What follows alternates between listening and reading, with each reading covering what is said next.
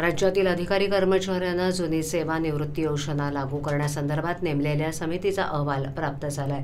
त्यावर अभ्यास करण्याचे निर्देश देण्यात आले असून मुख्य सचिवांमार्फत त्याबाबतचे मत शासनाला सादर करण्यात येईल।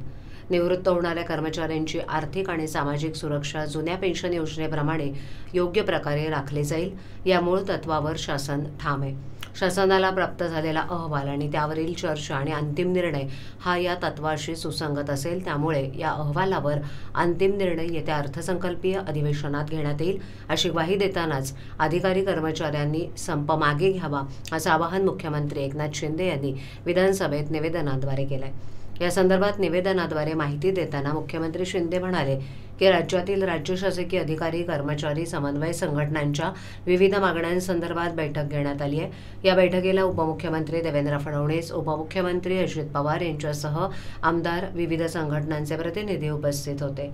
जुनी पेन्शन योजना लागू करण्यासंदर्भात यापूर्वी शासनानं नेमलेल्या सुबोध कुमार समितीचा अहवाल शासनाला प्राप्त झालाय। त्यावर या बैठकीत सविस्तर चर्चा करण्यात आली। अधिकारी कर्मचारी संघटनेनं ज्या मागण्या केल्या होत्या त्यावर महत्त्वपूर्ण असे सकारात्मक निर्णय घेण्यात आले। संघटनांच्या मागणीनुसार राज्य शासनानं महत्त्वाचे 5 निर्णय घेतले। त्याची माहिती देताना मुख्यमंत्री शिंदे म्हणाले की दिनांक 31 मे 2005 पूर्वी जाहिरात दिलेल्या अधिसूचित केलेल्या पदांवरील नियुक्त्यांना नियम 1982 अंतर्गत समाविष्ट करण्याचा निर्णय घेण्यात आला।